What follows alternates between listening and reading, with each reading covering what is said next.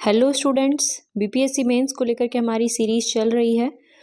इसके रिगार्डिंग बहुत सारे वीडियोस हमने पहले भी अपलोड किए हुए हैं और आज हमारा वीडियो जो है वो tips for maximum marks in mains exam के लिए, यानी कि मेंस एग्ज़ाम में आप लोग मैक्सिमम मार्क्स कैसे लाएं। जैसे कि 300 नंबर का आपका पेपर होगा सारा का सारा, और उसमें अगर आप 180 से अब नंबर लेके आते हैं तो आपका रैंक में रहना जो है वो एकदम निश्चित हो जाएगा। तो कैसे उतना मार्क्स आता है वो हम लोग आज देखेंगे। सबसे पहले तो आप लोग को सॉरी, काफ़ी दिनों से वीडियो अपलोड नहीं हो पा रही थी, ठीक है, क्योंकि मैं इंटर के एग्ज़ाम में बिज़ी थी। आप लोग को मैं पहले अपने बारे में बता देती हूँ। मैंने अभी तक 3 बार बीपीएससी एग्ज़ाम को क्वालिफाई किया है और अभी मैं ब्लॉक डेवलपमेंट पद पर पदस्थापित हूँ और इसीलिए जो इंटर का एग्ज़ाम होता है उसमें हमारी ड्यूटी लगी हुई थी, इसीलिए क्वेश्चन जो है, जो वीडियोज़ है वो अपलोड नहीं हो पा रहे थे। चलिए आज के वीडियो को हम लोग अब स्टार्ट करते हैं। देखते हैं कि मेंस के मार्क्स में कैसे हम लोग बहुत बेसिक चीज़ों से समझेंगे कि कैसे हम लोग मैक्सिमम मार्क्स जो है वो लाएंगे।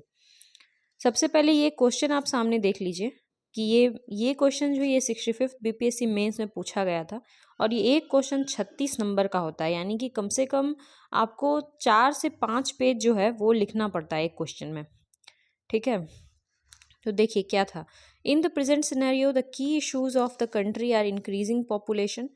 जो की इशू है हमारे देश का वो है increasing population, higher health risk, degraded natural resource और ड्विंडलिंग फार्म लैंड्स। पहला है बढ़ती हुई जनसंख्या, दूसरा है उच्च स्वास्थ्य जोखिम, बहुत सारे लोगों को डायबिटीज़, टीबी वगैरह का बढ़ता जा रहा है हमारे देश में खतरा, घटते हुए प्राकृतिक संसाधन, जो नेचुरल रिसोर्स हैं वो घटते जा रहे हैं, जैसे पानी है वो उसकी संख्या कम होती जा रही है, कोल वगैरह पेट्रोल बाहर से ज़्यादा मंगाना पड़ रहा है, जंगल कट घटते जा रहे हैं और घटती जा रही है कृषि भूमि, यानी कि जो एग्रीकल्चर लैंड है वो भी अब घटता जा रहा है क्योंकि बहुत ज़्यादा डेजर्टिफिकेशन हो रहा है, ठीक है। मरुस्थलीकरण बढ़ रहा है, आपको पता होगा जो थार डेजर्ट है वो भी अपना एरिया को बढ़ा रहा है, ठीक है। और जो इतना इंसान लोग जिस भूमि पे कृषि करते आ रहे हैं वो भूमि का भी जो उर्वरक शक्ति है वो अब कम होता जा रहा है। तो ये लिख रहा है कि हमारे देश में फिलहाल ये 4 प्रमुख मुद्दे हैं। इन चारों क्षेत्रों में से प्रत्येक के लिए कम से कम 4 वैज्ञानिक प्रयासों की चर्चा कीजिए जिन्हें आप लागू करना चाहेंगे, यानी कि पॉपुलेशन को कम करने के लिए 4 साइंटिफिक आपको टेक्निक्स बताना होगा, हेल्थ रिस्क को कम करने के लिए भी 4, डिग्रेडेड नेचुरल रिसोर्स के लिए भी 4 और ड्विंडलिंग फार्मलैंड्स जो है कृषि भूमि को सही उर्वरक बनाने के लिए भी 4, ठीक है। ये क्वेश्चन था, पूछा गया था। हम लोग अब टिप्स देखेंगे और क्वेश्चन के माध्यम से हम लोग समझेंगे कि कैसे इसका आंसर जो है वो उन टिप्स के आधार पे किया जा सकता था, ठीक है। तो चलिए हम लोग देखते हैं। देखिए, अगर आप लोग मेंस का एग्ज़ाम दे रहे हैं, चाहे 70वां हो चाहे 71वां हो, जो ये पहला रूल जो है आपका वो है रेगुलर आंसर राइटिंग। आपको रेगुलर आंसर राइटिंग करते रहना है, ठीक है।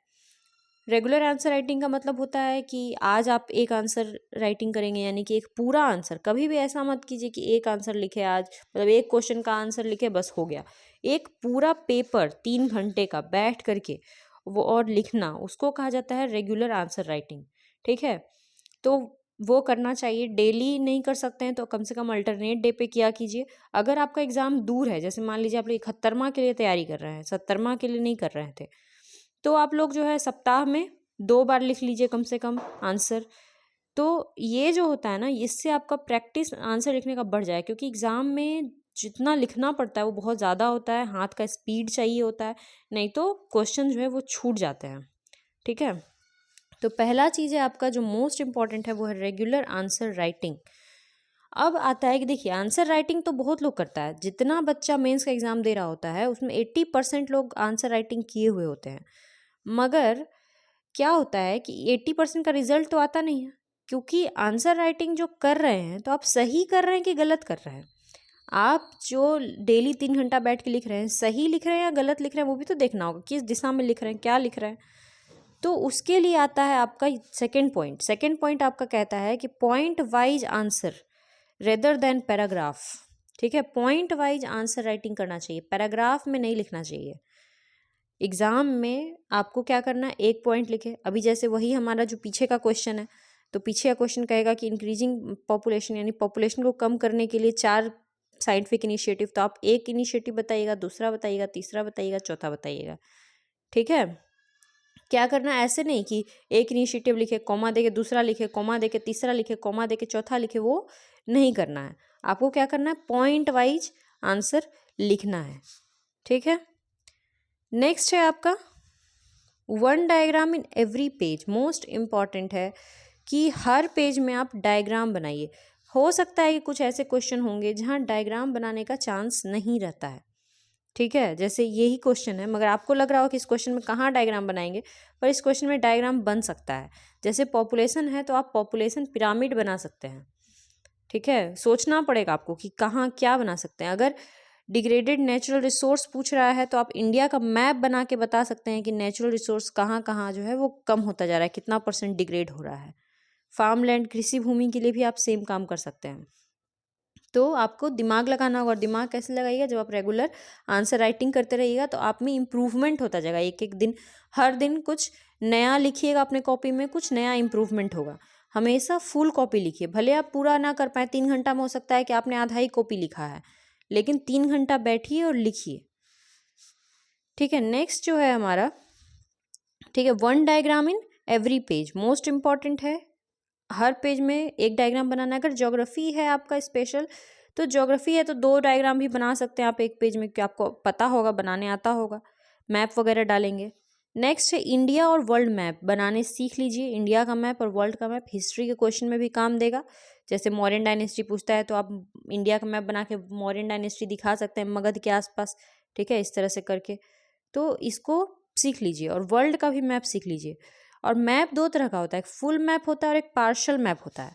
ठीक है, जो फुल मैप होता है तो हो गया, वो तो आप समझ ही रहे हैं कि इंडिया का पूरा मैप बनाना है। एक पार्शल मैप का मतलब होता है, जैसे मान लीजिए गुजरात का कुछ पूछा है तो आप बस ऐसे बना देंगे और दिखा देंगे कुछ भी। अगर पूछा है कि यहाँ पे क्या है या यहाँ पे क्या है, कच्छ रीजन पूछा है तो यहाँ ऐसे ऐसे करके आप कच्छ रीजन दिखा देंगे।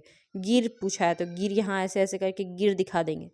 तो ये हो गया एक पार्शल मैप। और कभी भी कोई भी मैप या डायग्राम जब एग्जाम में बनाएंगे तो उसको इस तरह से ऐसे घेरेंगे और यहाँ पे फिर ऐसे बनाएंगे और यहाँ लिखेंगे फिगर।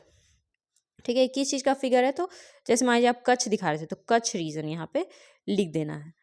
तो ये चीज़ हमेशा, क्योंकि आप जो आंसर लिख रहे हैं, मान लीजिए इधर आप कुछ लिख रहे हैं और मैप हमेशा आपको इस साइड बनाना है पेपर के, इस साइड में कभी भी ऐसे करके मैप मत बनाइएगा, वो गलत हो जाता है। ठीक है, मैप हमेशा इस साइड बनाइए और इस तरह से मान लीजिए आप लिख रहे हैं तो घेर इसलिए रहे ताकि आप जो लिख रहे हैं, आपका जो आंसर है और जो आपका डायग्राम है, वो दोनों एक दूसरे से अलग दिखे, इसके लिए। तो इस तरह से आपके कॉपी में होना चाहिए लिखा हुआ। नेक्स्ट पॉइंट है use of flow charts in answer. Answer में फ्लो चार्ट का यूज करना है। फ्लो चार्ट क्या होता है, अभी देखिए इसी क्वेश्चन पे हम लोग फ्लो चार्ट भी करके आपको दिखाते हैं कि जैसे पूछा कि इंक्रीजिंग पॉपुलेशन बढ़ रहा है, उसके लिए 4 साइंटिफिक इनिशिएटिव। ठीक है, तो आप क्या लिखेंगे, ऐसे बनाएंगे, यहाँ लिखेंगे 4 scientific initiative for increasing population. ठीक है, अब यहाँ पे इसको ऐसे ऐसे ऐसे कर देंगे। और पहला इनिशिएटिव मान लीजिए इंक्रीजिंग पॉपुलेशन के लिए आपको पता था कि प्रिवेंटिव्स बहुत यूज़ किए जाते हैं, सब प्रिवेंटिव भी साइंटिफिक ही है, तो आप लिखेंगे प्रिवेंटिव और यहाँ पे इसको इस तरह से करके घेर देना है आपको, जो भी लिख रहा है। ठीक है, जो नेक्स्ट आपका साइंटिफिक इनिशिएटिव होगा, पॉपुलेशन बढ़ रहा है तो क्या होना चाहिए साइंटिफिक इनिशिएटिव, तो जैसे एजुकेशन जो है वो भी इसको कंटेन कर सकता है, तो उसको भी यहाँ पे इस तरह से घेर के लिख देंगे। उसका जो पॉइंट लिखना है उसके अंदर जो पॉइंट लिखना है वो भी आप यहीं पे लिख सकते हैं, फिर उसको इस तरह से घेर सकते हैं। ठीक है, तो इस तरह से ये जो हम लोग करते हैं ना, इसको बोलते हैं hub and spoke diagram. Flow chart बहुत तरीके का होता है, तो ये एक तरह का फ्लो चार्ट है, hub and spoke flow chart. हम लोग अगले वीडियो में हम आपको बताएंगे कि फ्लो चार्ट कितने तरह का होता है और कैसे कैसे फ्लो चार्ट बनाते हैं।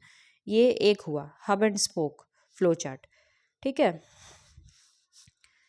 तो यूज ऑफ फ्लो चार्ट करेंगे। नेक्स्ट क्या करेंगे, नेक्स्ट है answer every part of the question के हर पार्ट को आंसर देंगे। ऐसा नहीं कि सिर्फ एक ही पार्ट का आंसर करेंगे। अब जैसे यही क्वेश्चन है तो इसमें तो 4 चीज़ पूछा हुआ है, तो आपको चारों का आंसर देना है। ठीक है, जैसे इंक्रीजिंग पॉपुलेशन का भी, हेल्थ रिस्क भी बढ़ रहा है, नेचुरल रिसोर्स भी डिग्रेड हो रहा है और कृषि भूमि भी घटती जा रही है। इन चारों का 4-4 पॉइंट में आपको आंसर देना है, क्योंकि पूछा है कि इन चारों क्षेत्र में 4-4 वैज्ञानिक प्रयास। अब ऐसा नहीं कि इंक्रीजिंग पॉपुलेशन और ये दोनों में लिख दिए, एकदम 8-8 लिख दिए और ये दोनों छोड़ दिए, तो गलत हो जाएगा। आप 4 ही 4 लिखिए, 4 नहीं आता आप 3 ही लिखिए, लेकिन चारों को टच तो कीजिए।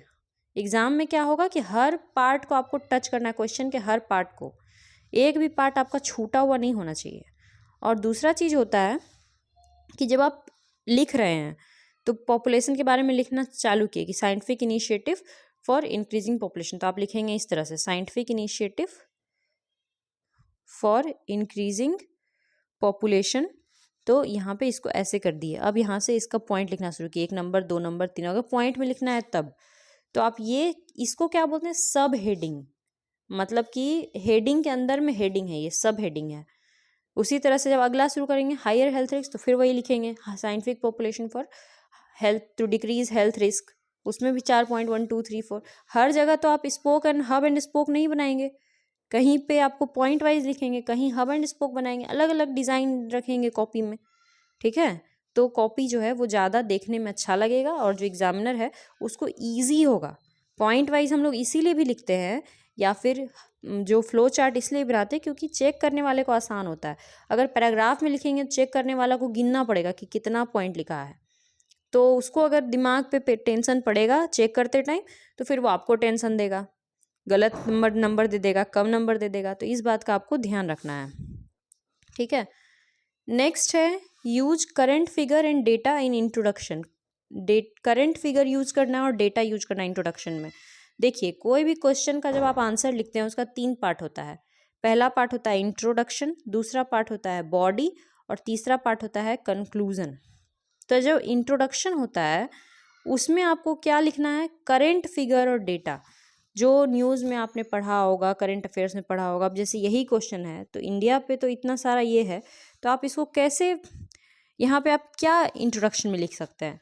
जैसे आप पॉपुलेशन को लेके लिख सकते हैं कि करेंटली इंडिया जो है वो हायर पॉपुलेशन हो गया है, चाइना को पीछे छोड़ दिया है, ये आप स्टार्ट कर सकते हैं, ये पेपर का हेडिंग है।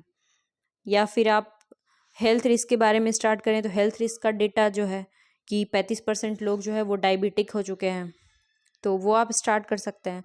तो इस तरह से आपको जो फैक्ट्स एंड डेटाज होगा उससे आपको इंट्रो स्टार्ट करना है। नेक्स्ट है conclusion. Conclusion must be futuristic. जो कंक्लूजन होना चाहिए वो क्या होना चाहिए, फ्यूचर का होना चाहिए। जैसे आपका जो यही क्वेश्चन था उसमें दिखना चाहिए कि आप किस प्रकार से आप एक प्रशासक बनने लायक हैं, एडमिनिस्ट्रेटर बनने लायक कैसे हैं आप। तो आप इस क्वेश्चन का आप आंसर में लास्ट में क्या लिखेंगे कि अगर हम लोग इन साइंटिफिक इनिशिएटिव्स को अपनाएंगे, ठीक है, इन वैज्ञानिक प्रयासों को अपनाएंगे, तो जो हमारा देश है वो 2047 तक एक विकसित भारत बन जाएगा। इस तरह से आप कर सकते हैं। सरकार का जो योजना चल रहा है विकसित भारत 2047, तो आज़ादी के 100 सालों में हम अपने देश को एक डेवलप्ड कंट्री की श्रेणी में लेकर के आ सकते हैं। मतलब इस तरह से फ्यूचर दिखाना है आपको कि भविष्य में ये हो सकता है, ऐसा करेंगे तो ऐसा हो सकता है। SDG गोल्स जो है 17 वो पूरे हो जाएंगे, कोई भी भूखा नहीं सोएगा, इस तरह से, ठीक है। नेक्स्ट है divide answers into political, historical, social, geographical, economical angles, ठीक है, और भी बहुत सारे एंगल्स होते हैं। तो क्वेश्चन जो होता है, इस क्वेश्चन को तो हम लोग डिवाइड नहीं कर सकते हैं, लेकिन ऐसे बहुत सारे क्वेश्चंस होते हैं जो पॉलिटिकल हिस्टोरिकल एंगल में उसको बांटना है कि उसका हिस्टोरिकल एंगल क्या है, उसको पॉइंट वाइज, फिर दूसरा पॉइंट वाइज करके हिस्टोरिकल करके तब फिर पॉइंट शुरू करेंगे, तो ये हो गया सब हेडिंग, इसके अंदर दूसरा पॉइंट हो गया, इस तरह से। और लास्ट है all pages must be filled. Exam में आपको 36 पेज का कॉपी मिलेगा, ठीक है, 36 पेज सारे क्वेश्चंस बनाने के लिए, और आपको कोशिश करना है कि all pages must be filled, आप सारे पेजेस को भरेंगे, ठीक है। 36 से 35 हो सकता है, उसे कम नहीं। देखिए इंटर के एग्ज़ाम में, ग्रेजुएशन का जब आप एग्ज़ाम देते थे तब भी हम लोग यही सोचते थे कि पन्ना भर के आ जाएंगे तो हमें मार्क्स मिल जाएंगे, और BPSC भी वही चीज़ है, ठीक है। लेकिन आपका हैंडराइटिंग लेजिबल होना चाहिए, ऐसा नहीं कि पूरा पन्ना भरने के चक्कर में आप कुछ भी लिख रहे हैं। आपको इस जो मैंने अभी बता दिया इसको फॉलो करते हुए आप पेपर को भरिए, पेपर खाली मत छोड़िए, किसी क्वेश्चन को छोड़िए मत, ठीक है। और आपका हैंडराइटिंग लेजिबल होना चाहिए। क्योंकि मैंने ऐसे ऐसे लोगों को देखा है कि जिनको ज्ञान तो बहुत था, जिन्होंने बहुत कुछ लिख के आया, पर उनका हैंडराइटिंग इतना ख़राब था कि वो खुद भी अपनी हैंडराइटिंग को नहीं पढ़ पाते थे कि उन्होंने क्या लिखा है। तो इसी कारण से आपका हैंडराइटिंग लेजिबल होना चाहिए। तो ये चीज़ों को अगर आप लोग फॉलो करेंगे तो आप लोग बहुत ही अच्छा जो है मेंस में आप मार्क्स ला सकते हैं। और अगर आपने 170 से ऊपर मार्क्स ले आया तो दोनों पेपर में, GS 1 में, 2 में, या फिर किसी एक में भी अगर 180 से ऊपर आ गया और दूसरे में 130-40 भी है, तो भी एग्ज़ाम जो है वो क्लियर होता है। ठीक है। और अब तो 3 पेपर है आपका। पहले ऑप्शनल हुआ करता था, उसमें भी लोग 160-170 अबव लाते थे। और अभी आपका जो है एसे का पेपर आ गया है। एसे के बारे में भी हम लोग एक दिन डिस्कस करेंगे सारा चीज़, कि एसे को कैसे लिखना है एग्जामिनेशन कंडीशन में, आपको बता देंगे। पहले से आप लोग उसको रेडी करके रखिएगा। और मेंस के रिगार्डिंग या प्रीलिम्स के रिगार्डिंग या जॉब के रिगार्डिंग, जो गवर्नमेंट जॉब है BPSC का, उसके बारे में अगर आप लोग को कहीं कुछ पूछना हो, कुछ भी जानना हो, तो आप लोग कमेंट सेक्शन में पूछ सकते हैं। Thank you and all the best for your exam.